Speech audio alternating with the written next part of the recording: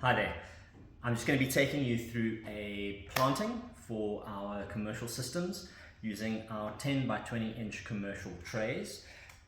We have pre-prepared, pre-planted this stack here, which have germinated really nicely. So I'm going to be taking you through a process to get the trays to this point. So yeah, let's get stuck in.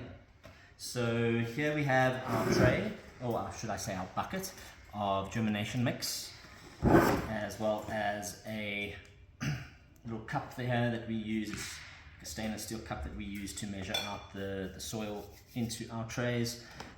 Here we have our blackout trays, basically just a solid tray with no sort of hole or anything, or holes in the bottom of the tray. And then here we have our planting tray that has holes in it, call it the mesh tray.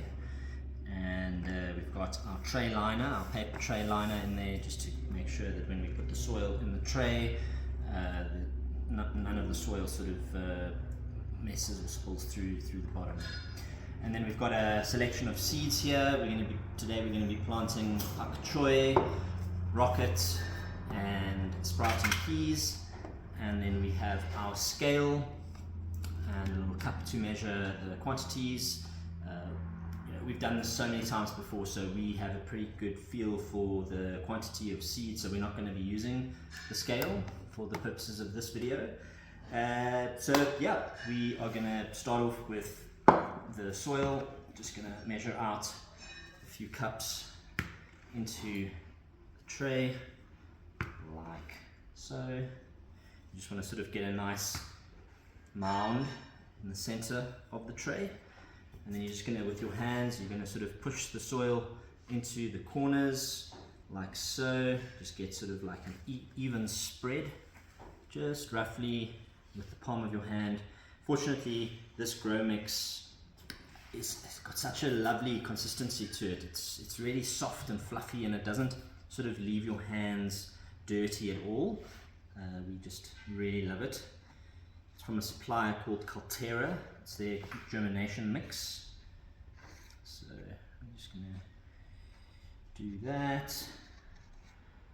And then we're going to take our pak choy seeds. And we keep our seeds in glass jars. It just keeps them nice and fresh.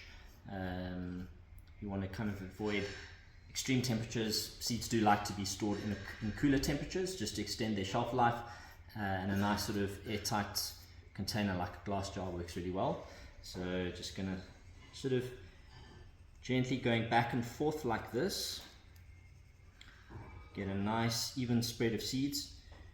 You want a relatively high density, but you don't want too much clumping. You don't want sort of like a whole lot of seeds just, oh, you see, like that. So that's exactly what you want to try and avoid. So I'm just going to spread that out with my finger like that. And once you get going and you get into a nice sort of rhythm like this. All right, so that's our first planting of pak choy seeds. The next step is to take one of the trays without holes and to place it over like so, and just to apply some pressure like that. What that does is it sort of just presses the seeds into the grow mix, the grow media, sort of encapsulating the seed within the grow mix, which increases germination rates, and so it's quite an important step in the process. So we're going to leave that for now, and we're going to move on to our next tray. And we're going to do sprouting peas. So once again, just sort of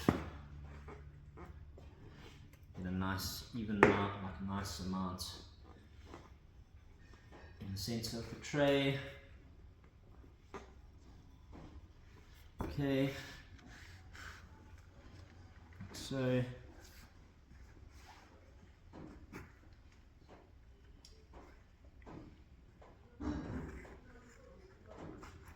If you don't want to use your hands, you can use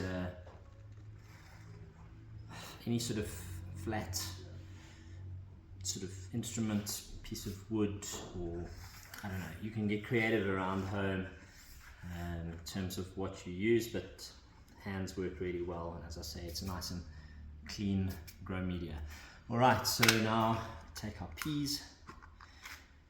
Now you'll see here that the pea seeds are significantly larger than your pak choi seeds, so we're going to be using significantly fewer seeds, and we just want to make sure that they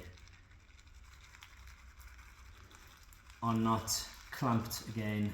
As I mentioned with the pak choi seeds, you want to avoid clumping the seeds, as in having too many just sort of concentrated in a single area. Once these seeds get watered, they do expand quite a bit. They double in size, I'd say. So yeah, just making sure that they have plenty of room around them is important.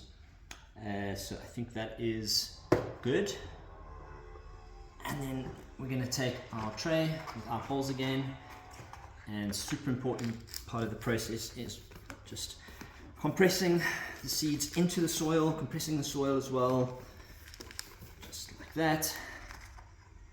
And then as you can see now, the seeds are sort of semi-submerged in the grow mix, which for peas is particularly important to get that healthy germination. Right, last tray, we're going to do rockets.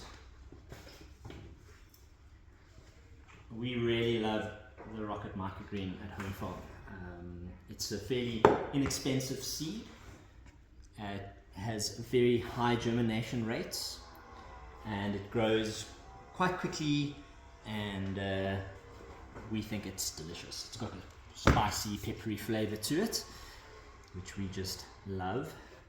It can be used as a substitute to your regular rocket that you'll be more familiar with. You know, it's put on pizzas or salads. It works quite well with certain fish dishes like your salmons and your trouts, just giving it that little bit of a spiciness, pepperiness, should I say. Alright, so that's our last tray of soil. And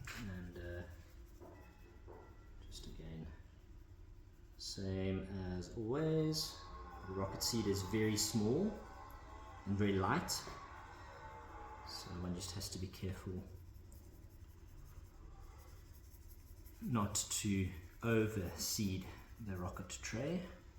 Cool, that looks great. And then finally, the last pressing. Alright, okay, so that's done. The next step in the process is watering. So we're going to go outside. Alright, so here I am. I'm going to water these trays, which we've just placed on the ground. So, you know, on some grass or some asphalt or on a table. I mean, this is great because, you know, the runoff, just you don't have to worry about the runoff. We use a watering can that has the flower head attachment to it, which just means you get a nice, gentle rain, I suppose, or spray of the water, which is important. It won't sort of disrupt the seeds or the grow mix. So that's that's the watering, and now we're going to take these back inside and we're going to stack them. Alright, so we've got our trays, they've been watered. So the last thing to do now is just to place the blackout trays on top of each of the trays. What that does is it ensures that the seed is germinated in darkness, which is what it likes, and also adds a bit of weight above the seed just to encourage the first root as it germinates to grow down into the grow mix. But what we like to do at this point is to stack the trays like so, just to provide even more weight. And what we find is that significantly increases the germination rate. And what you'll do is you're going to leave the seeds stacked like this for 2 to 3 days until they look like that, and then they need to be placed onto the machine. So last thing I'm going to do here is just to add a little bit of weight onto this top tray, and then that's going to be placed to one side, and in 2 or 3 days we're going to be placing that onto one of our systems. So yeah, we hope you found this video informative, helpful. Good luck with your own growing, and don't hesitate to reach out to us if you have any questions or queries. We are here to assist you every step of the way. Thanks, and speak soon.